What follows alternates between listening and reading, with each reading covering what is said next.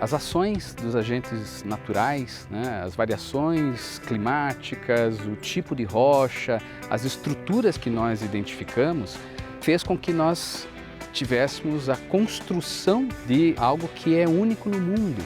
Normalmente a gente vê certos outros tipos de rochas desenvolvendo feições como essas, que são cavernas, formas de relevo que lembram uma cidade em ruínas, e isso a gente tem em arenitos, algo que não é exatamente o mais comum no mundo. E ali a gente tem feições que são emblemáticas, né, como é o caso da taça, né, como é o caso do camelo, como é o caso da bota, e próximo também a essas feições nós temos as estruturas que são as furnas.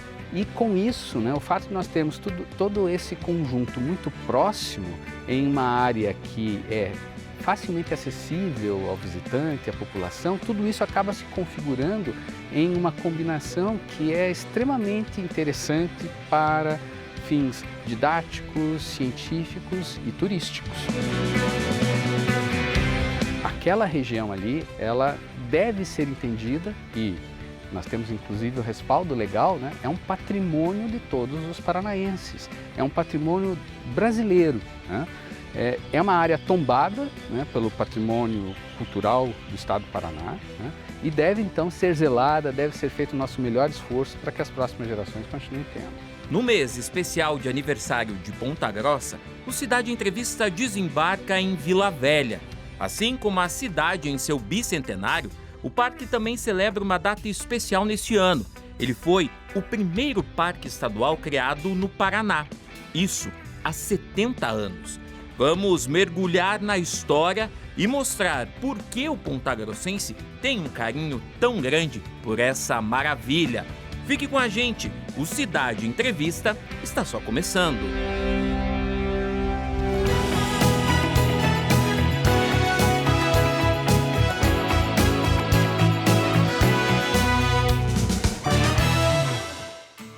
Nestas relíquias, negativos de vidro, guardados na Casa da Memória Paraná, estão os primeiros registros em foto do Parque Estadual de Vila Velha.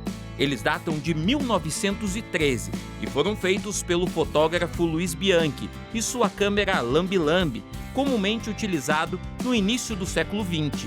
O fotógrafo foi contratado pela Brazil Rail Company para registrar a construção das estradas de ferro no Paraná.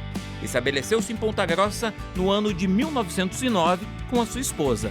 E tentando descobrir de quem era o terreno onde hoje fica a Vila Velha, a gente veio até a Casa da Memória Paraná e encontrou a biografia de Vila Velha, de Lorival Santos Lima. E tem um trecho, bem na parte que fala Vila Velha na História, Antropologia e Ciências Afins. Abre aspas, o primoroso Visconde de Toné, em seu livro Por Céus e Terras do Brasil, lhe dedica páginas de intenso entusiasmo e vigor estilístico. A respeito de Vila Velha, tem as seguintes palavras. A leste dos buracos e da lagoa, a uns 30 quilômetros da cidade de Ponta Grossa, demora a chamada Vila Velha. Assente no dorso do Largo Outeiro, compreendido nas terras da Fazenda de Criação do Barão de Guaraúna, Domingos Ferreira Pinto. Nada mais é do que extensa e pitoresca pedreira desse grés vermelho que os ingleses apelidaram de Old Sandstone. De lá para cá, muita coisa mudou. A natureza se encarregou das transformações que, na maioria das vezes, passam despercebidas ao nosso olhar. Vila Velha, né, ela tem um longo histórico, né, desde o começo do século era uma área particular, dentro da fazenda de pessoas que moravam aqui na região, né, mas à medida em que a região como um todo foi crescendo, foi ampliando, mais pessoas começaram a ter acesso àquela região. Até que houve um momento em que o Estado identificou, opa, essa é uma área que é tão especial que é importante que ela esteja sob domínio público. Houve então, né, alguma negociação com os proprietários da época para que aquilo fosse encampado pelo Estado e aí a partir lá de 1953, né, nós passamos a ter, né, isso como sendo um patrimônio paranaense. Uma rica representação em frente aos nossos olhos do que são os Campos Gerais. A região ali, ela tem esses atrativos de ordem geológica, de ordem de formas de relevo, né? Mas ela conjuga também um dos últimos setores no estado do Paraná com algo que é característico da nossa região, que é a paisagem dos Campos Gerais. Muitas vezes acabamos assimilando aquilo como sendo algo extremamente normal e corriqueiro, né? Mas é quando a gente recebe, né, visitantes de outros lugares do país, visitantes do exterior, é que esse assombro, né, que a gente muitas vezes acaba, por conviver no dia a dia, perdendo um pouco, ele é novamente alimentado quando a pessoa se encanta, quando a pessoa diz, olha, eu nunca vi algo tão espetacular, algo tão bonito, né?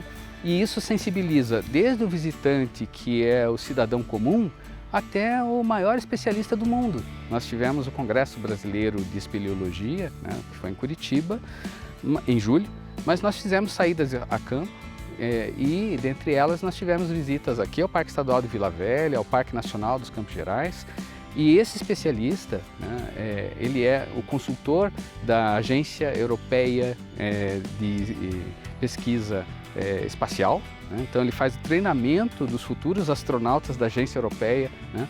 Porque é com o estudo de cavernas aqui na Terra que pode-se imaginar que um dia nós vamos fazer ações na Lua, em Marte e tal. E ele, depois que esteve aqui em Vila Velha, ele fez um relato que existem 2 grandes lugares que o deixaram assim impressionado. A região dos chamados tepuis, né, que são aquelas formas de relevo espetaculares que a gente tem na divisa do Brasil com Venezuela e Guiana, onde tem a Cachoeira Angel, que é a maior do mundo, tal, e os arenitos aqui em Vila Velha. Ele achou assim algo especial, algo único, né, tanto do ponto de vista científico, do ponto de vista didático, mas esse apelo também estético que chama a atenção de todos nós. Um patrimônio que precisa ser preservado. Essa é uma área, é uma unidade de conservação, de proteção integral, né? Então ela deve servir como um instrumento a mais para a educação ambiental, para a pesquisa científica, para contato com a natureza. E como uma área sensível, frágil, semelhante a outras, como a gente tem, né, no Vaticano, como a gente tem as pirâmides do Egito, né? Esses são lugares onde nós não podemos fazer qualquer coisa, agir de qualquer forma. Nós não vamos escalar até chegar lá no ponto, colocar nossa bandeirinha em cima de uma dessas pirâmides, né? Entender que você deixar marcado o seu nome, né, em um arenito, você está depredando, você está comprometendo algo que é seu, é meu, é dos nossos filhos, é de quem ainda nem chegou ao mundo, né? Então, compreender que esse estabelecimento de limites tem a ver com a fragilidade do local, com a nossa busca por manter essas características tão espetaculares, tão únicas para as próximas gerações. E Vila Velha está no imaginário e no coração do pontagrossense, como aponta esse outro professor. Existe em relação ao parque o que os teóricos chamam de defesa do lugar. Quando uma cidade tem alguma coisa que é só dela, ela se torna única. E ela é como se ela se defendesse dessa globalização. Então Vila Velha é uma coisa que é só nossa. Claro que existem muitas outras coisas também, mas a Vila Velha só tem aqui, só tem em Ponta Grossa, do jeito que ela é, e os pontagrossenses sabem disso. Então nós sentimos um orgulho, né?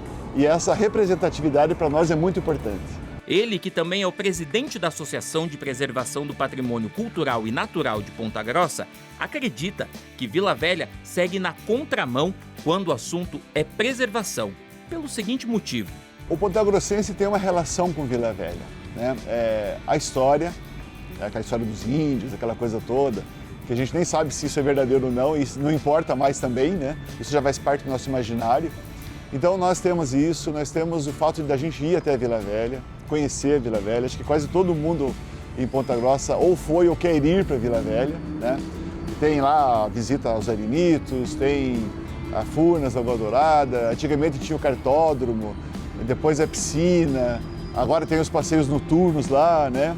Então essa presença da Vila Velha na nossa vida, do pontagrossense, faz com que a gente tenha a Vila Velha como um símbolo e uma relação muito próxima. Quando a gente vai para Curitiba, nós passamos ali pela frente, a gente olha a Vila Velha, né? Até eu defendi o tombamento ali do santuário, justamente porque ele já compõe uma paisagem bem interessante dos arenitos da Vila Velha e daquela igreja com aquela torre alta. Então nós passamos por ali, a gente de vez em quando olha para aquele lugar, né? A gente toda hora vê símbolos da Vila Velha na nossa cidade, né? Então nós temos uma relação muito intensa com ela, muito do ponto de vista assim, do imaginário, mas também da prática de ir até lá, né? E isso vai se construindo de geração em geração. Então ela vai se permanecer, isso vai permanecer por toda a nossa vida, desde, claro, que haja também a preservação daquele lugar. Todo o patrimônio natural, que ele tem uma representatividade, uma simbologia, ele também é um patrimônio cultural. Então nós podemos dizer que a Vila Velha é um patrimônio natural, uma área de conservação, mas ao mesmo tempo ele é um patrimônio cultural, pelas relações sociais que ele tem e pela simbologia que ele propõe, né? Só que esses naturais, eles têm no imaginário e na vida das pessoas a impressão que dá que é uma importância maior. Então as pessoas querem que a Vila Velha seja preservada, todo mundo quer, e ao mesmo tempo, se você vai perguntar se as pessoas querem que as edificações sejam preservadas, muitas não querem. Muitas querem que sejam demolidas para serem construídas ali prédios novos, como se fosse um símbolo de progresso. É por isso que a gente vê na cidade várias edificações, casas modernistas, por exemplo, que é um símbolo de Ponta Grossa também, né? São demolidas e as pessoas não reagem a isso. E a Vila Velha é ao contrário, né? Então, Vila Velha, o Buraco do Padre, a Mariquinha, todo mundo quer que elas sempre sejam preservadas.